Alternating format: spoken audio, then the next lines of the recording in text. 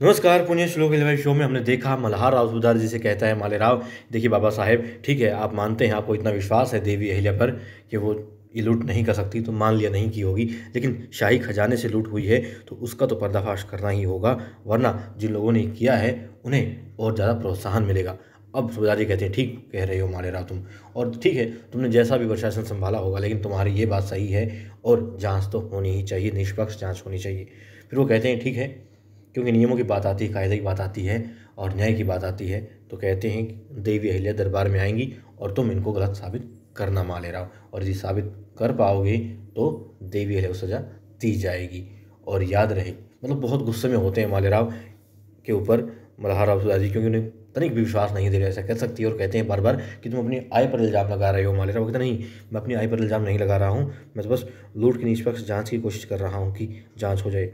अब दिखाते हैं, ये फैसला हो जाता है, ठीक है दरबार में पेशी होगी, जांच वहाँ पर होगी। अब देवी अहिल्या की ये बेटी मुक्ताबाई बहुत ज़्यादा परेशान होती है, अपना आपा खो रही होती है, क्योंकि उसे लगता है कि देवी को सज़ा हो जाएगी दरबार में यदि बात जाएगी तो। और गौतम भाई साहब ने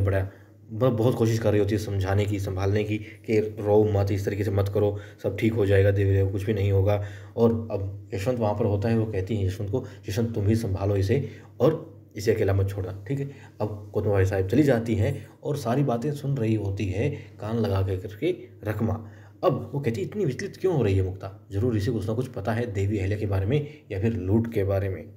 अब यशवंत उसे समझाता है, कहता है बैठ जाओ और शांत हो जाओ, क्योंकि तुम्हारा ये जो स्वभाव है, जो ये व्यवहार है, जिस तरीके से तुम अभी कर रही हो, वो देवी अहिल्या के खिलाफ जा सकता है। और उन्होंने कुछ भी तो नहीं किया है, क्योंकि यहाँ पर वो बताने वाली थी गौतम भाई साहब को, तब उसने रोक दिया था, उसने इशारा किया था कि मुक्ता शांत हो जाओ, कुछ भी नहीं है, देवी अहिल्या कुछ नहीं होगा। अब वो रुक गई थी, मगर अब वो वहाँ से चला जाता है, क्योंकि उसे और भी बहुत सारे काम होते हैं, उसे संभाल करके कि भाई अब समझ जाओ और ऐसा व्यवहार मत करो, शांत रहो, वरना किसी को शक हो जाएगा और देवी अहिल्या के खिलाफ तुम्हारा ये जो व्यवहार है, ये जो बेचैनी है, ये गवाही के तौर पर काम कर जाएगा,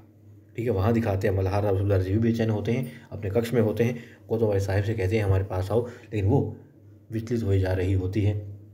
सूबेदार जी कहते हैं आप मुझसे नाराज़ हो? कहते नाराज़ नहीं हूँ, बस आपने देवी अहिल्या के मतलब कि उन पर शक किया, आपने शक नहीं किया है, बल्कि एक जो सच्चा हीरा होता है उसे तराशा ही जाता है, और देवी अहिल्या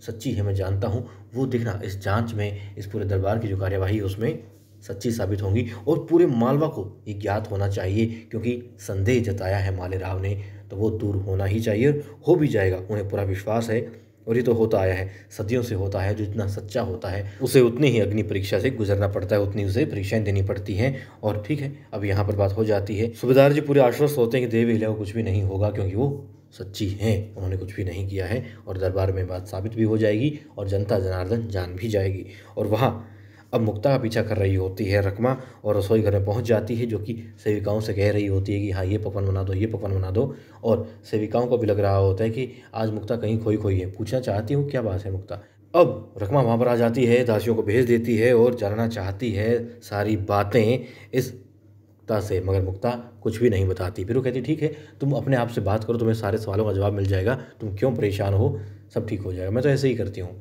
जब लाख कोशिशों के बाद में उसने नहीं बताई थी बात, अब मुक्ता खुद से बात करती है, लेकिन वो लब खोल करके बात करती है कि देवी अहिल्या को बचा लेना, यशवंत और टुकू जी को भी बचा लेना, कुछ नहीं होना चाहिए, वो लूट में शामिल थे, ये बात किसी को पता ना चले। लेकिन अब ये बात जान जाती है, बाहर जो कान लगाई बैठी थी ये रकमा, ठीक है,